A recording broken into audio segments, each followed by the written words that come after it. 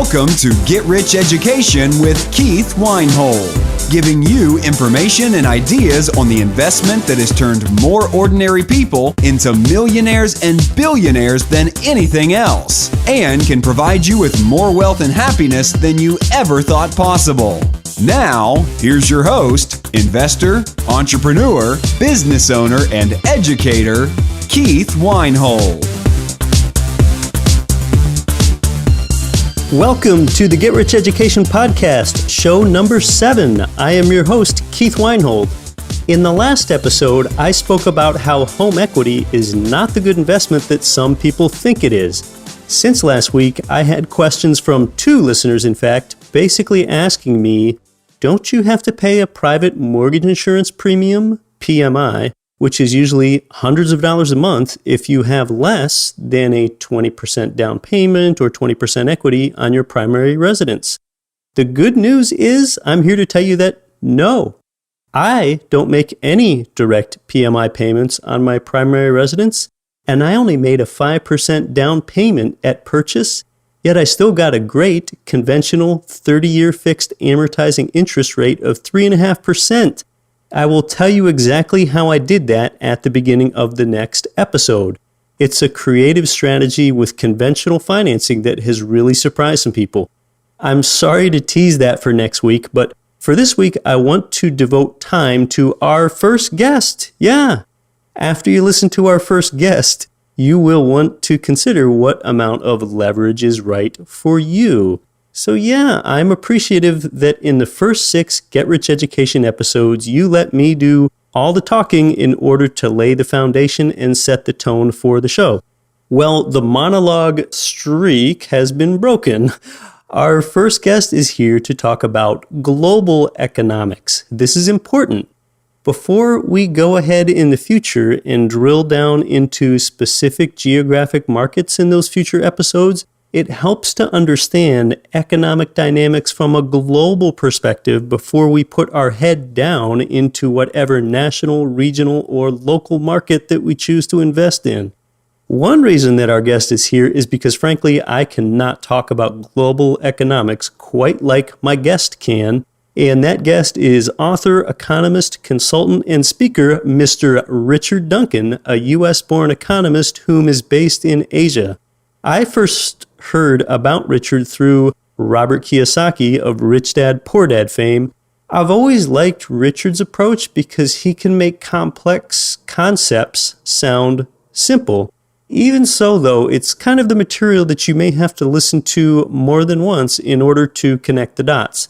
You'll find that closer to the end of the interview, I do begin steering Richard toward how you can respond and position yourself within today's global economy.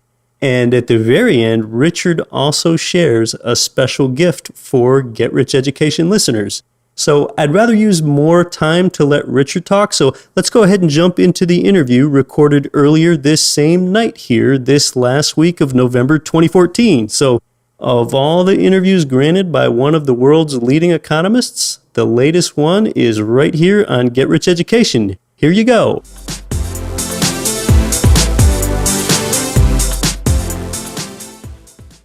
Richard Duncan is the publisher of the video newsletter Macro Watch, which you can find at richardduncaneconomics.com, and he's the author of 3 books, The Dollar Crisis in 2003, The Corruption of Capitalism in 2009, and The New Depression, The Breakdown of the Paper Money Economy in 2012. Since beginning his career as an equities analyst in Hong Kong in 1986, Richard has served as global head of investment strategy at ABN AMRO Asset Management in London, worked as a financial sector specialist for the World Bank in Washington, D.C., and headed equity research departments for James Capel Securities and Salomon Brothers in Bangkok, Thailand. Richard also worked as a consultant for the IMF in Thailand during the Asia crisis, and he is currently the chief economist at Black Horse Asset Management. Richard has frequently appeared on your television on CNN, CNBC, the BBC, and Bloomberg Television. Here he is, the incomparable Mr. Richard Duncan. How you doing, Richard? Keith, thank you very much. Yes, I'm well. Thank you.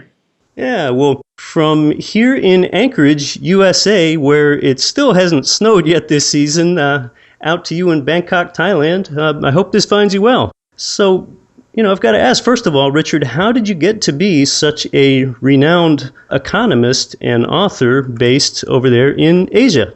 Well, Keith, I grew up in Kentucky and went to Vanderbilt. And after Vanderbilt, really by chance, I ended up backpacking around the world for a year. And I saw Asia in early 1984 when I was 23. And I realized it was booming economically and that it would be a land of opportunity for me. So after a couple of years in business school back in Boston, I moved to Hong Kong and found a job in 1986. And I've been in Asia most of the time since then, watching this incredible economic boom unfold here for the last few decades. Well, I've heard you state before that economic growth is something that used to result from production growth. But now we've sort of shifted to a system where economic growth results more from credit growth. Is that something you can expand on? I think it's very important for everyone to understand that the economy doesn't work the way it used to. And it doesn't work the way that it is taught in textbooks. And that's because all of classical economic theory was written back in the 1700s and 1800s when gold was money. Well, we are now no longer on a gold-backed monetary system. We have a pure fiat monetary system now where the government is free to create as much paper money as it wants to. And this has changed absolutely everything. So that's the first thing everyone needs to understand. Before the Bretton Woods system broke down in 1971, and the Bretton Woods system was a kind of quasi-gold standard, that's when everything changed. Before that, it is true that under a capitalist system, economic growth was driven by businessmen who would invest, and some of them would make a profit. They would save that profit and invest again. That drove the economic growth dynamic or the growth process under capitalism. But now things have changed. The economic growth is no longer driven that way. It's no longer driven by investment and savings. Instead, it's driven by credit creation and consumption. So let me elaborate on that just a little bit. Once we broke the link between money and gold, in other words, once the government no longer had to back up the paper money by holding gold, this removed all the constraints on how much credit could be created. And what we saw in the United States was that total credit in the country first went through $1 trillion in 1964. And over the next 43 years, as credit exploded, we went from $1 trillion of total credit to $50 trillion of total credit by 2007. So a 50-fold expansion of credit in just 43 years. And this credit explosion, you could say it created the world we live in. It created very much more rapid economic growth than would have occurred otherwise. It ushered in the age of globalization by allowing the export-led countries in Asia to sell their goods to the United States on credit. But the problem is that in 2008, all of this credit couldn't be repaid. And this global bubble that had formed came very near collapsing into a new Great Depression. So yes, so it's no longer investment and savings that's the primary driver of economic expansion. It's been credit growth fueling consumption.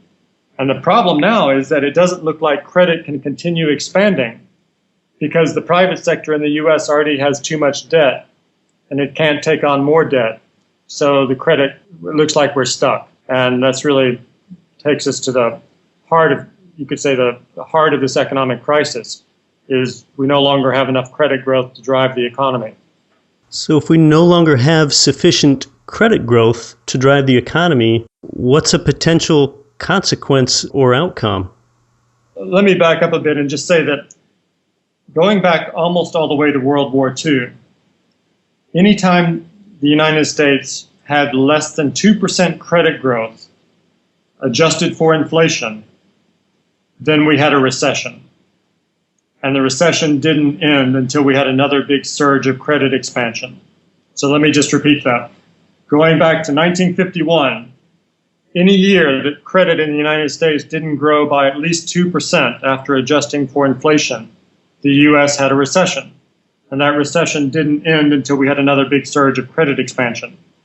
Well, after 2008, we have not had 2% credit growth in any year in the U.S. And consequently, this has forced the U.S. central bank, the Fed, to introduce a very unorthodox policy, quantitative easing.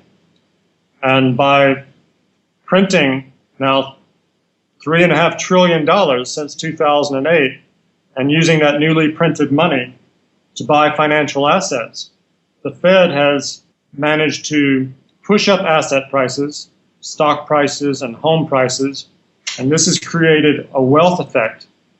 Household sector net worth in the United States has expanded by $25 trillion since the low in 2009. And this expansion of wealth, that has allowed the Americans to keep consuming more, and that increase in consumption has driven economic growth in the U.S. But this is the direct result of the Fed's policy, and we wouldn't have had the economic growth without quantitative easing. So without sufficient credit growth, this has forced the Fed to drive the economy. So it really comes down to this. The economy doesn't work the way it did in the past. You have to understand that a large global credit bubble has formed, and that bubble is in danger of collapsing into a new depression. And it's only the government intervention through very large budget deficits and massive amounts of paper money creation that's keeping this global economic bubble inflated. So once you understand that the government is actually managing the economy, this is crucial, because if you're going to invest wisely, you must understand this. The government is managing the economy at the macro level. And therefore, to invest wisely, you have to anticipate what the government is going to do next, because that's going to determine whether the asset prices move up or down. Now, you don't have to like this arrangement. You may not feel comfortable that the government's managing the economy. If you want to make money as an investor, you better understand that this is the reality. And you're going to have to anticipate the government's next move in order to invest successfully. So in my video newsletter, Macro Watch, I believe that credit growth drives economic growth, that liquidity determines the direction of asset prices, and that the government attempts to control both credit growth and liquidity to make sure that the economy continues to grow. Those are the things I focus on in Macro Watch in order to anticipate how the government's next move is going to affect the economy and asset prices.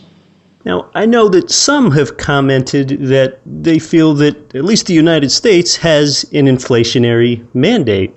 With all of the government debt, we can basically help inflate away our debt if we have inflationary policies, QE policies, where we do more printing.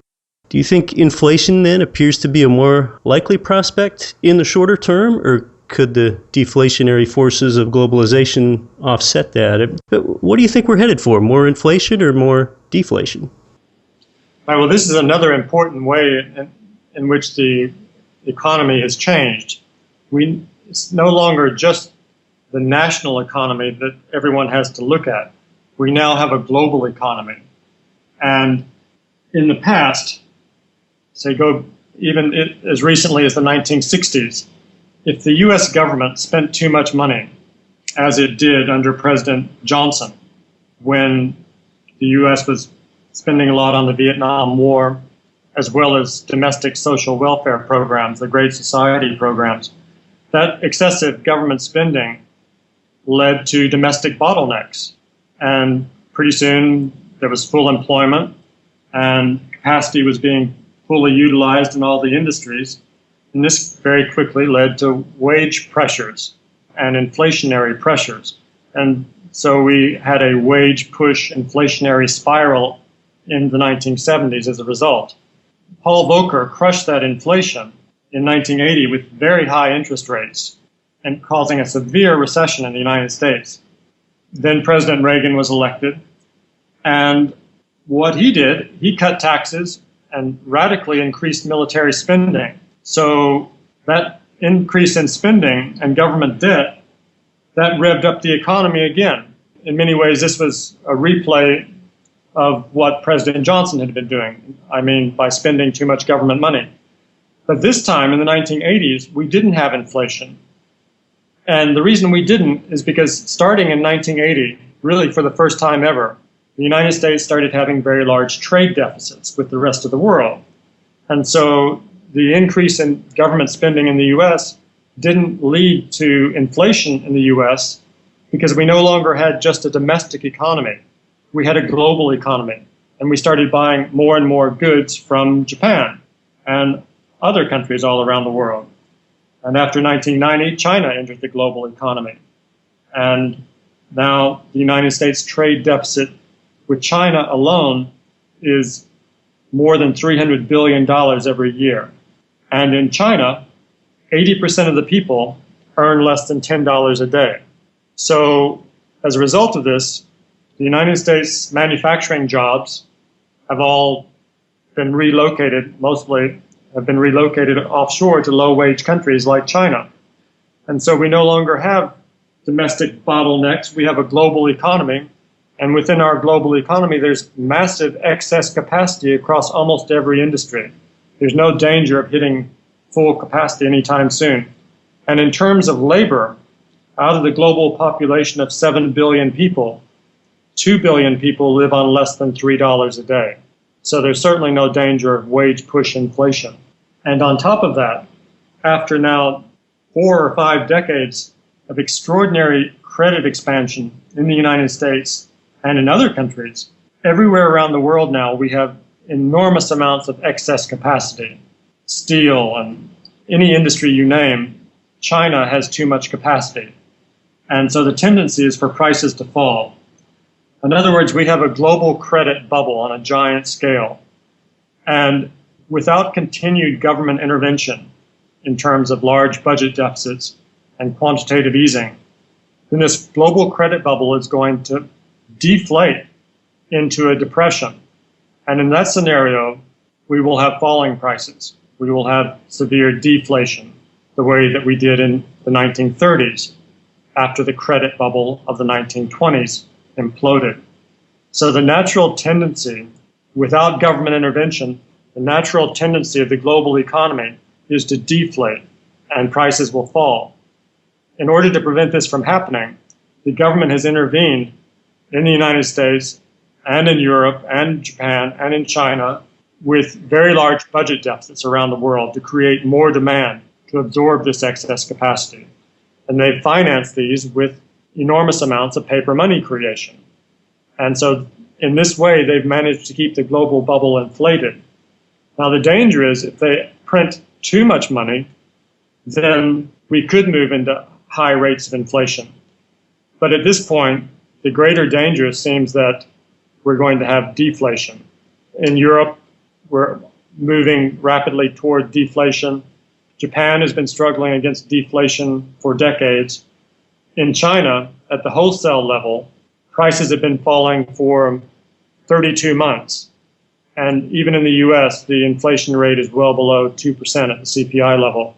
And now global commodity prices are falling, most obviously oil, which is also putting downward pressure on prices. So it looks like in the near term, the greater risk is that we will have deflation rather than inflation. I listened to a year-old interview with you, and remarkably at that time, you did state essentially that oil looked precarious at $100 a barrel, and today we sit below 75. You were sort of foreshadowing a fall there almost a year ago. And at that time, you also stated that quantitative easing would start to taper soon, and it soon did. So I found it remarkable that what you stated there effectively has become true a year later. What's your economic outlook for 2015, 2016? Okay, well, so I believe that if we look for the next couple of years, it seems to me that we are still not going to have 2% credit growth in the United States. And without that, I believe the economy will be very weak. as it always has been in the past. During last year, the Fed, through quantitative easing in 2013, it created more than $1 trillion of paper money. And with that newly created money, it bought $1 trillion of financial assets. Well, that was more than enough to finance the U.S. government's entire budget deficit last year, which was only about $700 billion. And all of the excess liquidity pushed up the stock market by 30% and pushed up home prices by 13% last year. So as a result of quantitative easing, the net worth in the United States last year alone increased by almost $10 trillion. And that expansion of wealth has been driving the economy. But now, throughout 2014, the Fed steadily reduced the amount of paper money it was creating every month. And in October, it stopped creating any new paper money through quantitative easing. So now, I think without this stimulus provided through quantitative easing, and particularly given that credit growth is due to remain weak, I think the U.S. economy is going to weaken again. And I wouldn't at all be surprised to see a significant stock market sell-off over the next couple of quarters. And if that occurs, if I'm right in that scenario, then I believe that once again, the Fed will launch a fourth round of quantitative easing, QE4. And that when it does, stocks will shoot up again, and that they will end higher by the end of 2015 than they are at the moment, but only after there's a significant correction and only after the Fed intervenes again with QE4. There's a reason they keep numbering these rounds of quantitative easing, 1, 2, 3, because they keep happening again and again. I don't think QE3 will be the end of it.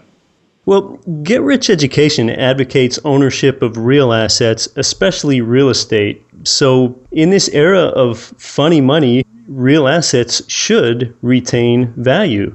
Do you feel that way? And do you feel that prudently leveraged cash flowing real estate investors are positioned well in this constant global uncertainty, holding on to something that should retain value? Yes, I do. I do believe that the central banks are going to have to continue printing a lot of funny money over the years to come. And as they do, I believe real assets will continue to appreciate in value. My first book, The Dollar Crisis, was published in early 2003. And since that time, the dollar's lost more than 75% of its value against gold. That trend is very likely to continue, I believe. I do believe in owning gold, but even more than gold, I think it's wise to invest in land with houses, rental property, in other words. And I'd like to distinguish between condominiums and land with houses. There's no limit as to how many condos can be built in the world. You can build a lot of very high-rise condominiums. But if you own a piece of land with a house on top, you can rent the house out. And so mortgages are near all-time low record levels.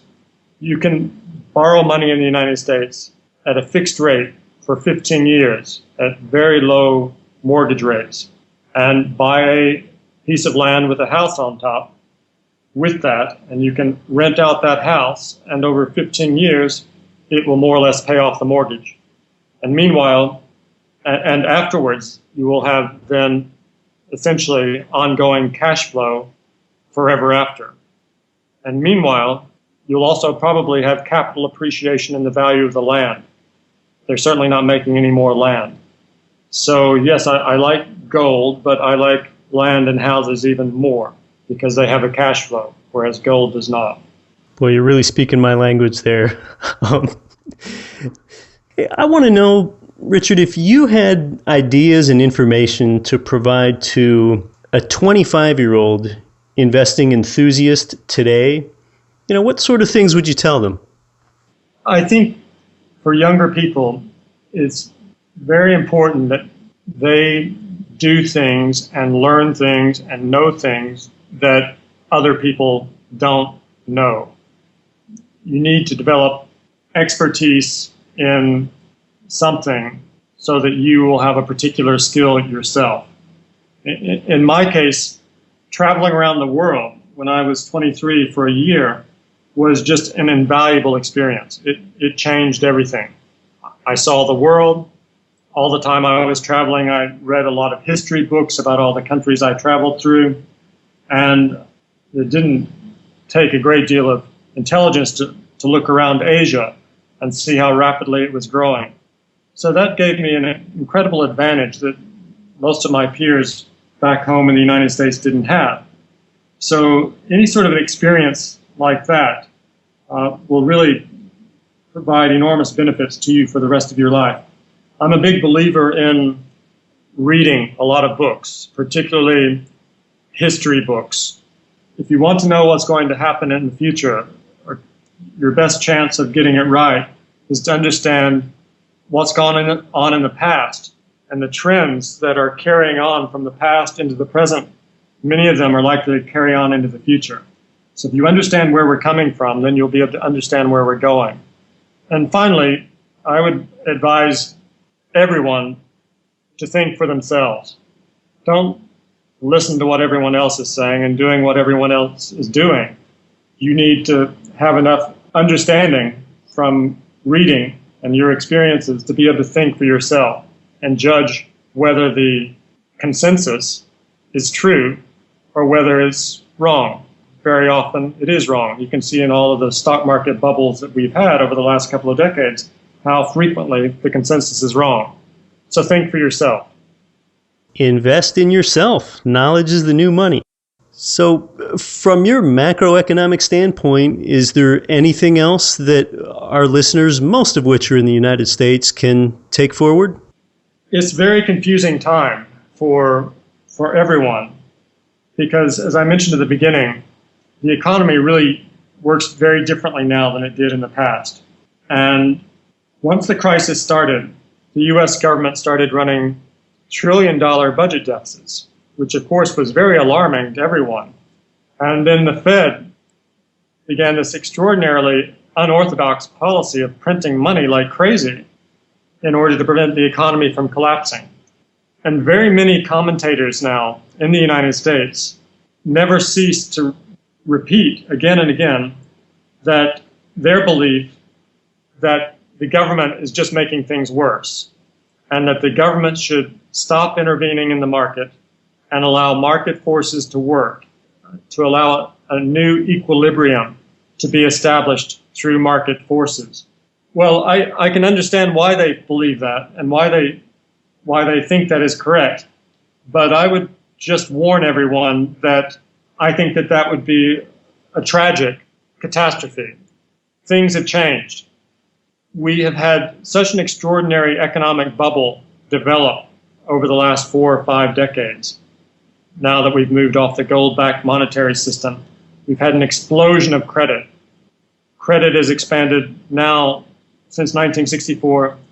It's now expanded 60 times since 1964 as of today. If we allow this global credit bubble to pop now, as it would without the government intervention, then we would have an extraordinarily protracted economic depression that would be at least as bad as that experience during the 1930s. And I fear that it would be so catastrophic that no one alive today would live long enough to see the recovery. So we're not back in the 19th century when we had a capitalist system with no government intervention. Things have changed 180 degrees. We have an enormous worldwide credit bubble that the government has managed to keep inflated. And if they don't continue to keep it inflated, it will implode. So we have a different kind of economic system now. And everyone, it's not necessary or important that you like this economic system that we have now, but it is very important that you understand that it is entirely different than it was before. And this system is fueled by credit expansion. And we now have a global credit bubble on a massive scale. And the government is the only thing that's keeping this credit bubble inflated. If it deflates, it will be a catastrophe. So instead of allowing it to deflate, we should encourage the government to continue to keep it inflated, but not by spending trillions of dollars wastefully, as they're doing now. We need to learn from Japan's mistakes. Japan's economic bubble popped in 1990, almost a quarter of a century ago. And the Japanese government has prevented the Japanese economy from imploding into depression by having very large budget deficits every year. And Japan's government debt, as a result, has increased from 60% of GDP up to almost 250% of GDP. And in that way, they've kept Japan from collapsing into depression. But looking back on it, they have wasted all of that government money that they've spent. If they had realized 25 years ago that their crisis was going to go on for this long and that they were going to have to spend so much government money, they wouldn't have wasted it all the government spending. They say they've wasted it building bridges to nowhere and paving the Japanese countryside with cement. Well, we need to learn from that lesson in Japan. The U.S. is going to continue to have very large budget deficits and most probably a lot of quantitative easing for years ahead. But rather than just wasting all of this money the way the Japanese did, or the way the United States has wasted it over the last 5 years on too much consumption and on unnecessary wars, instead we should take that government money that will be spent one way or the other, we should take it and invest it in new industries and new technologies. And if we spend this money, if we invest this money sensibly in new industries and technologies, then it would induce a new technological revolution. And these investments would be so enormously profitable that they would pay for themselves many times over. And we could lock in another American century. So rather than insisting that the government balance its budget and ban the Fed, which would result in economic collapse and geopolitical catastrophe, instead we need to understand that we have a different kind of economic system now, one that's going to require the government to continue to be involved with spending. And if we understand that, then the government could be encouraged to spend in a way that actually generates benefits through developing new industries and technologies, rather than just wasting all the money the way that it's done in the last several years on too much consumption and war. Yeah, well, if these aren't great reasons for motivating one to learn more, then I don't know what is. So, hey, this has been a highly insightful discussion, Richard. Why don't you let our listeners know where they can find you? Okay, thanks. Yes, please go to my website, richardduncaneconomics.com, and there I hope you will subscribe to my video newsletter, Macro Watch. Macro Watch, essentially, it's every 2 weeks I upload a new video presentation. And these are essentially me making PowerPoint presentations describing developments in the global economy and anticipating how the government is going to respond next and how these things will affect economic growth and asset prices. And Keith, if your listeners do go there and hit the subscribe button, if they use the coupon code GRE, they'll be able to subscribe with a 50% discount. So I hope they'll check that out. The coupon code is GRE, and that's at richardduncaneconomics.com. The newsletter is called Macro Watch. That's a very generous offer for our listeners. Richard, thank you very much. Get Rich Education is about self-sufficiency and educating yourself. And from a global and a macro picture, I don't know of any better resource for staying up on that than Macro Watch. So go ahead and enter coupon code GRE, which stands for Get Rich Education, for 50% off. Richard, thanks so much. It's been great. Okay, Keith, thanks. Nice talking with you. Let's do this again sometime. Let's do that, right? Okay. Bye-bye.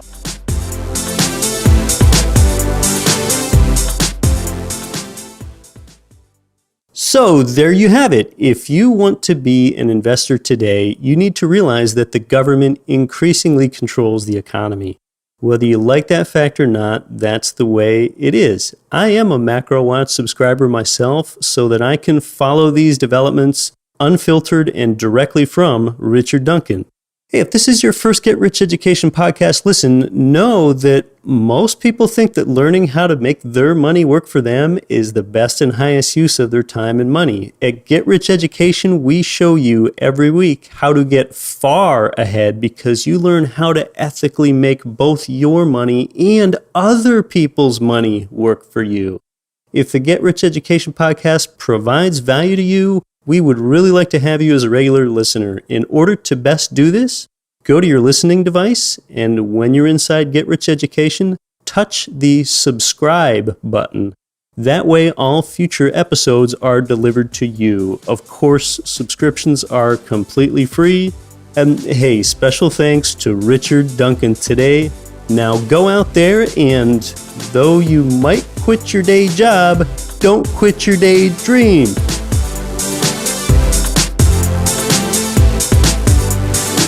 You've been listening to the Get Rich Education podcast, telling you what the wealthy won't tell you about real estate and investing. If you enjoyed the show, please take a minute to visit iTunes and leave your comments.